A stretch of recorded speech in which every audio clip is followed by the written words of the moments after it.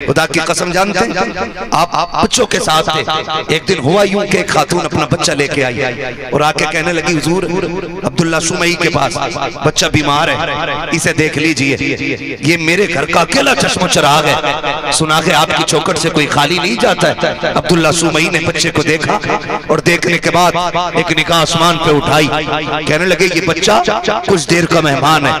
इतने में बच्चे ने आखिरी हिचकी ली, इंतकाल बच्चे का हो गया। माई रोते हुए जाने लगी, जाते जाते वो पाक बच्चों के साथ वहां खेल रहे थे। फरमाने लगे क्या बात है माई, क्यों रो रही है, क्यों रो रही है? अल्लाह अकबर। उसने कहा बच्चे क्या करोगे? मैं अब्दुल्ला सुमई के पास अपना बच्चा लाई थी और ये सोच के लाई थी कि शिफा मिल जाएगी, मेरा बच्चा खत्म हो गया है। वो कहते हैं इसकी जिंदगी नहीं है। आप फरमाते हैं उनसे जाके कह कि अगर इसके हक में नसीब में शिफा होती तो तुम्हारे पास आने की जरूरत ही क्या थी। समझ गए ना उसके जुमले, उनके जुमले का अगर शिफा नसीब में होती तो जरूरत ही क्या थी आने के लिए। तो आपके पास फिर पलट के आई, कहने लगी हुजूर बताएं ना, अगर नसीब में नहीं है तो फिर यहाँ आने का फायदा क्या? नसीब में होती तो फिर मैं आती क्यों? तो आपने आंखें बंद की, कहने लगे क्या किया जाए, लोहे महफूज पे गुंजाइश भी नहीं है, गुंजाइश भी नहीं है। अब जब गई वापस तो रोती हुई जा रही थी, पहचान ना पाई वो सिपाही। किसी ने कहा क्या बात है, कहा बच्चा मर गया है। तो उसने कहा वो देख बगदाद वाला खेल रहा है, उसके जोड़ के बच्चे लेटे, जब वो कहता है मर जाओ तो बच्चे लेट जाते हैं।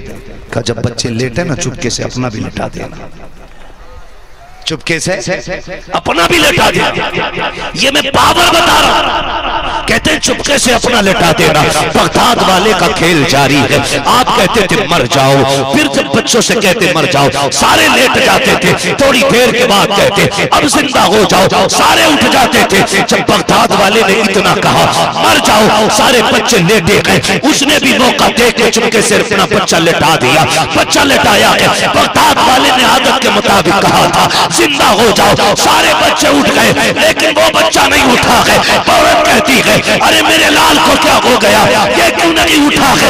बगदाद वाले ने कुछ न देखा, करीब आके कहा था तुम में इसने अल्लाह के हुक्म से उठ के खड़ा हो जा।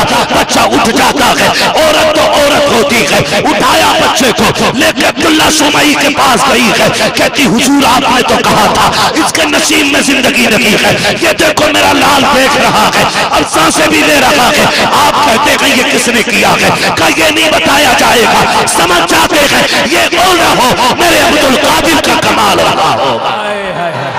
हो ना हो, ये मेरे अब्दुल कादिर का कमाल होगा।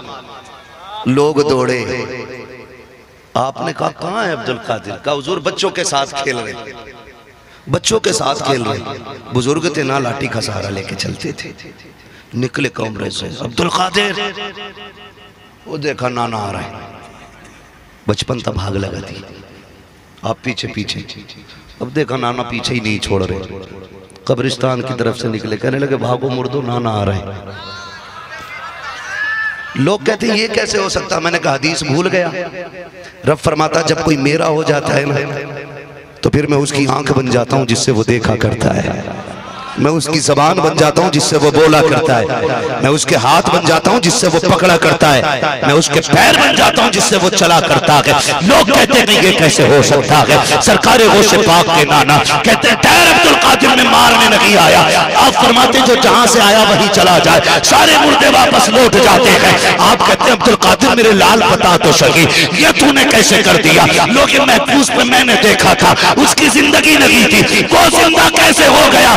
नाना देख के बताना, ये कुदरत आपको दी गई है, ना हुए को लिख देना, ये कुदरत रब ने अब्दुल कादिर जीलानी को अता फरमाई।